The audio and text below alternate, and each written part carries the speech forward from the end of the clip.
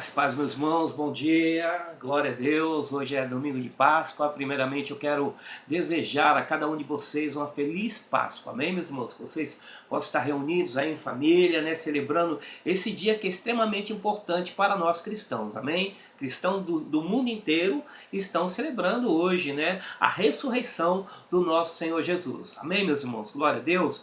Vamos fazer uma oração antes de fazer a leitura da palavra. Querido soberano Deus, nós te louvamos, ó Deus, te damos graças, Senhor, ó Deus querido, porque Tu és o Deus verdadeiro, Tu és o Deus poderoso, Tu és o Deus santo.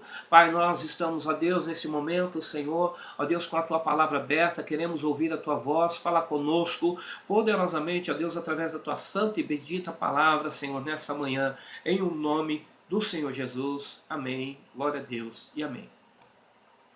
Vamos abrir aí as nossas Bíblias no Evangelho de Lucas, no capítulo 24, amém? A partir do versículo 1. E no primeiro dia da semana, muito de madrugada, foram elas ao sepulcro, levando especiarias que tinham preparado.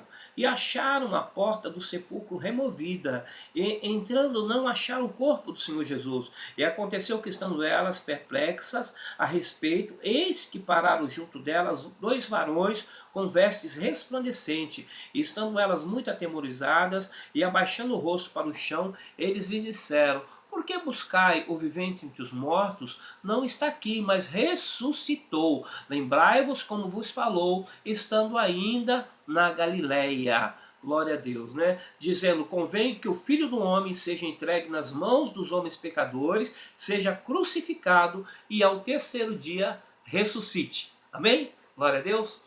Amém, né, meus irmãos? O que nós observamos, irmãos, é algo extraordinário. Algo que realmente, dentro de todos os fatos, né, que envolve a raça humana, nós não temos um registro de algo assim tão maravilhoso, onde um homem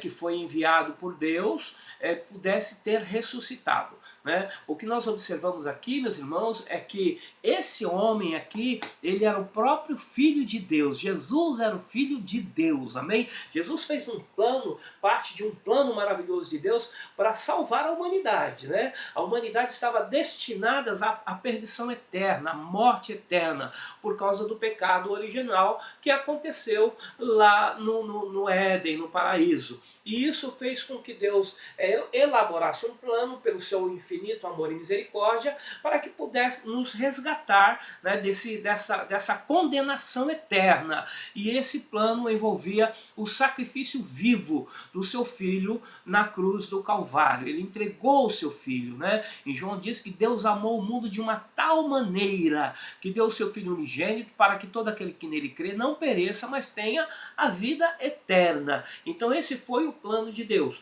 Quando nós olhamos para a história judaica, irmãos, nós observamos que o povo hebreu, eles ficaram ali confinados, presos, né, escravizados no Egito por um longo período. E após o tempo determinado por Deus, porque Deus ele tem um tempo determinado para todas as coisas. E quando Deus determinou muito anteriormente ao acontecido, conversando com Abraão, que o povo ficaria ali escravizado por um período, mas que quando chegasse o momento eles sairiam dali, iriam para uma terra aonde Deus havia prometido a Abraão.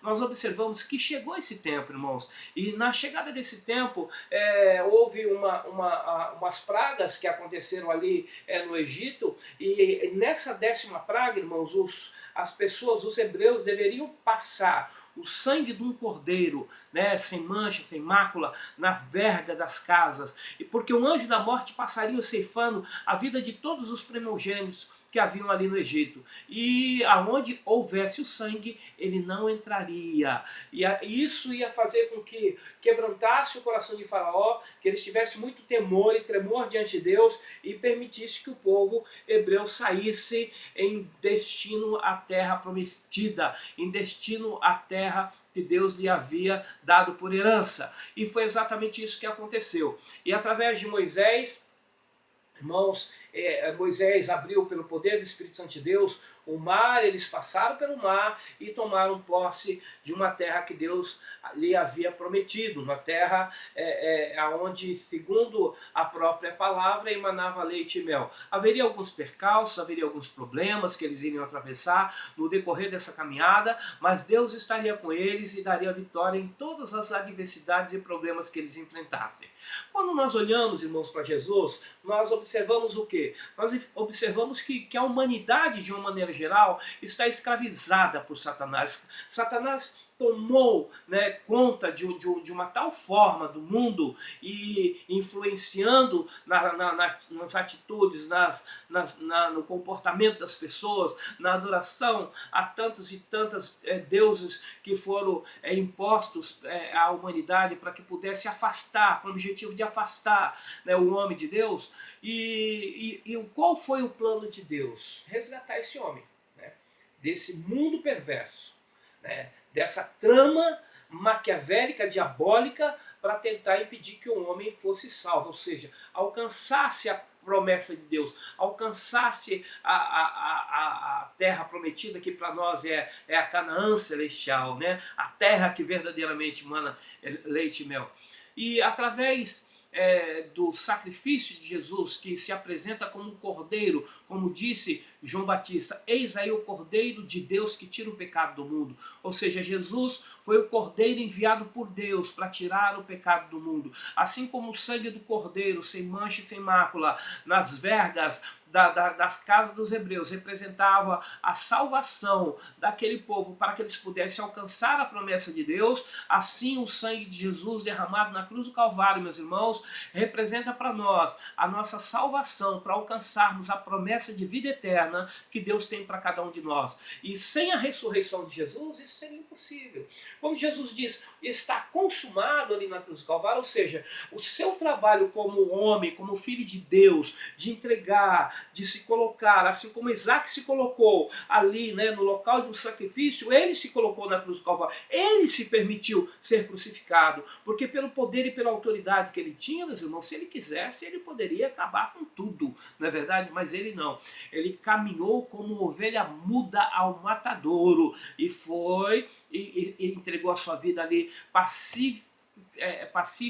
pacificamente na cruz do Calvário e foi morto, né? Se cumpriu a palavra de Deus, ou seja, quando ele disse está consumado, ou seja, ele venceu. Né? O que ele tinha que fazer foi feito. Todo aquele martírio, aquele flagelo que Jesus sofreu, era necessário que ele sofresse. Por quê? Porque era o momento do seu sacrifício, era o momento do seu sangue verter, era o momento do seu sangue derramar. E as pessoas que estavam em volta não entendiam, pensavam que eles haviam vencido. Não é verdade? As trevas também estavam confundidas, não entendiam muito, porque Jesus pacificamente aceitava tudo aquilo. Mas o plano maior de Deus era com que ele morresse e que ao terceiro dia ele o ressuscitaria dos mortos. Amém? Assim como está lá na carta de 1 Pedro, no capítulo 1, observe aqui, irmãos, a partir do versículo 3, o que diz o apóstolo: bendito seja o Deus e Pai de nosso Senhor Jesus Cristo,